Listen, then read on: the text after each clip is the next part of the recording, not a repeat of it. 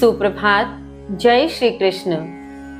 कल के श्लोक के अध्ययन के माध्यम से हमने स्वयं को यह समझाने का प्रयत्न किया कि अपने द्वारा किए जा रहे सभी कर्मों को श्री कृष्ण को अथवा हमारे जो भी आराध्य हों उन्हें अर्पित करते हुए करना चाहिए।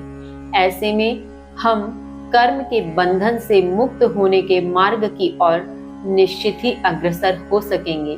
और ऐसी स्थिति में जब हमें किसी प्रकार की कर्म से अपेक्षा न रह जाएगी तो न हमें राग उत्पन्न होगा, न द्वेष की भावना आएगी। इसी क्रम में आगे श्री कृष्ण क्या कहते हैं, आइए जानते हैं। श्लोक संख्या 31। ये मे मतम इदं नित्यम अनुतिष्ठन्ति मानिवाः श्रद्धावन्तो अनसूयन्तो मुच्यन्ते ते अपि कर्मभिः।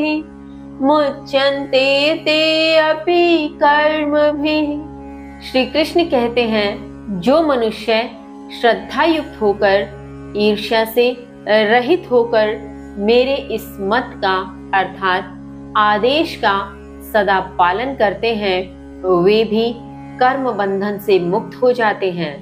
भावार्थ, यहाँ श्री कृष्ण गत श्लोक का विस्तार करते हुए कहते हैं, जिसमें उन्होंने कहा था अर्जुन से कि हे अर्जुन, तुम श्रद्धा से युक्त होकर अपने सभी कर्मों का अर्पण मुझ में कर दो और आशा रहित, संताप रहित, ममता रहित होकर युद्ध करो।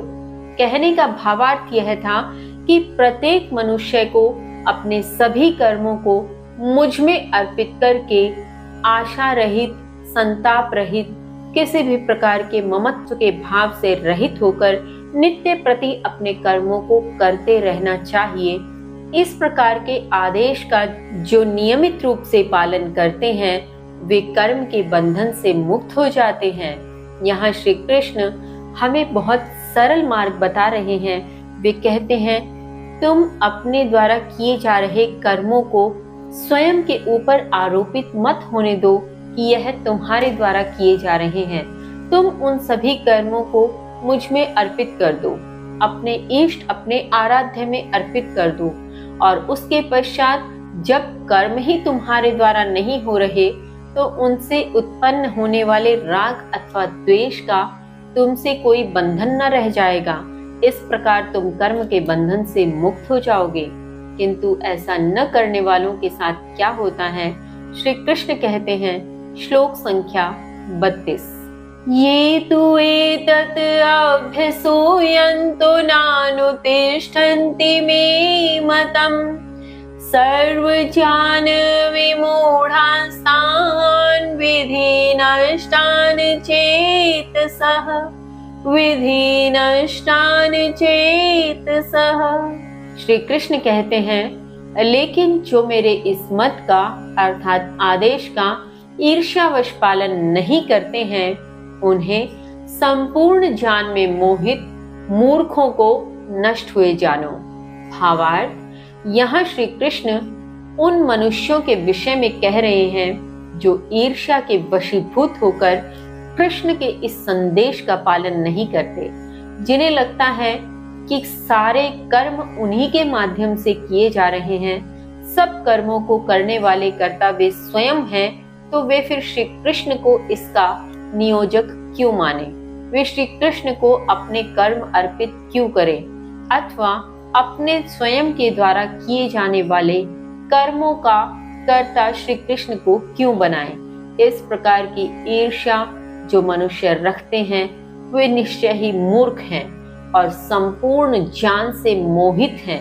वे आसक्ति से युक्त हैं और ऐसे मूर्खों को तो तुम नष्ट हुए जानो।